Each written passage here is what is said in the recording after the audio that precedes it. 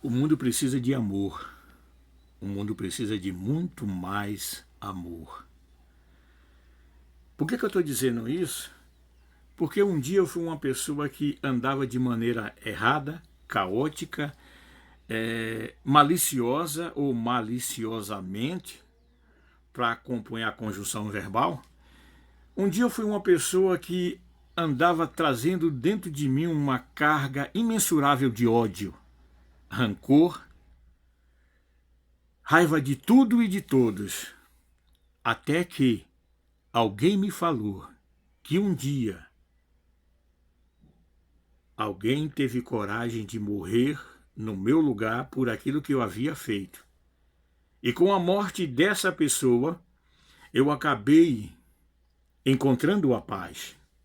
De quem que eu estou falando? Você já sabe. É aquele que quando chega o mês de abril e você vê algumas das suas chamadas paixões e paixões de Cristo, em que você começa a ver o sofrimento desse alguém chamado Jesus Cristo, que um dia veio, como diz o livro do Evangelho de João, capítulo 1, que o Verbo se fez carne e habitou entre nós, e vimos a glória do Pai manifestada nele. Volto a frisar, o mundo precisa de amor. Leis, nós temos leis suficientes, mesmo não tendo pessoas para observar e fazer com que essas leis sejam cumpridas. Mas pensa comigo agora, se nós, por um momento, parássemos de vivermos de maneira animalesca e começássemos a colocar o nosso QI em ação, ou seja, o nosso quociente intelectual que nos difere dos animais irracionais. Porque na classificação geral, no reino animal, nós também somos animais. Aqui vai um pouco de ciência. Mas voltando para as coisas de Deus, Deus colocou no homem o seu espírito vivente e deu consciência ao homem. De que maneira? Através do livre-arbítrio. Deus poderia fazer o ser humano, isso eu falo para aqueles que acreditam na Bíblia, mas Deus fez o homem e colocou ele, os nossos primeiros pais, no jardim do Éden e disse, olha, vocês podem comer de tudo aqui, só não podem comer do fruto da ciência, da árvore da ciência do bem e do mal, porque o dia que vocês comerem, certamente morrerão. Quem não conhece essa história? Você que é leitor assíduo da Bíblia sabe disso muito bem. Essa história está relatada em Gênesis. E já no capítulo 3 nós vemos lá o processo da deteriorização da comunhão entre o homem e Deus e vice-versa, e Deus e o homem. Quando Eva é induzida através da serpente, e essa serpente cria nela uma dúvida e diz, certamente o dia que você comer você vai ser igual a Deus. Eva comeu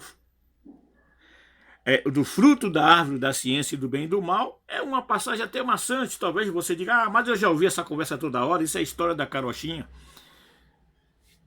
Eu respeito a sua opinião, mas deixa só eu completar aqui, aí você vai ver o resultado disso nos nossos dias. O homem que tinha comunhão com Deus perdeu a comunhão imediatamente. E na viração do dia, quando Deus chega para falar com os nossos primeiros pais, ou seja, o primeiro casal, ele chama por Adão, e Adão, ouvindo que era o Senhor que estava chamando por ele no final do dia, ou seja, no término do dia, nos diz o texto bíblico que ele se escondeu e fala, Senhor, eu me escondi porque eu vi que eu estava nu. E Deus pergunta para ele, quem te disse que você estava nu? Por acaso você me desobedeceu? Você comeu do fruto da árvore da ciência que eu disse a você para não comer? Você talvez continue pensando, mas isso aí é a história da carochinha. Respeito o seu pensamento. Deixa só eu concluir o meu pensamento e você vai ver pelos próprios fatos, pela situação que o mundo atravessa hoje, pela condição que nós estamos, se realmente isso é a história da carochinha. E o que aconteceu? A comunhão foi se quebrada. Foi tudo que precisou um animal, alguém inocente, um animal daquele que Deus havia colocado sobre o paraíso, havia apresentado para Adão alguns momentos atrás, ou alguns dias atrás, não nos é revelada cronologicamente, mas diz que os animais que eram feitos por Deus, Deus trazia até Adão, e Adão dava o nome àqueles animais. Olha o privilégio que Deus havia dado ao homem.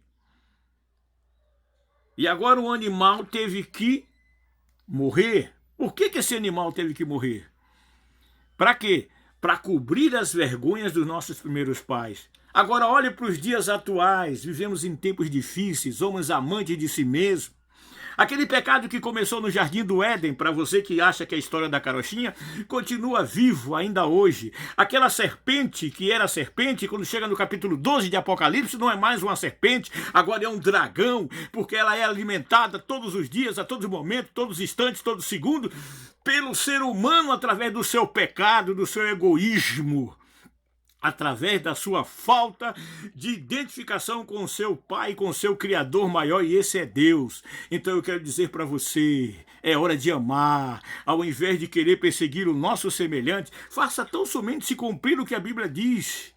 Veja lá no Velho Testamento, pega o Velho Testamento, na lei de Deus, no capítulo 20 de Êxodo, você vai ver o Senhor dizendo o seguinte: amarás ao Senhor teu Deus acima de todas as coisas e ao teu próximo como a ti mesmo. Porque no dia que a gente fizer isso, vai deixar de haver briga, vai deixar de haver lutas. O dia que nós fizermos isso é o dia que nós voltarmos para Deus, voltarmos novamente à fonte essencial da vida e deixarmos que o amor de Deus venha implodir e como um dilúvio vir sobre cada um de nós. Então vai deixar de haver roubos, vai deixar de haver assassinatos, porque cada um vai saber respeitar o seu espaço. É como diz uma música popular, cada um vai saber respeitar o seu quadrado.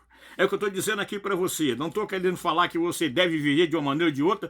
Você deve viver de aquilo da maneira que você quiser. Mas tudo aquilo que você plantar, você vai colher.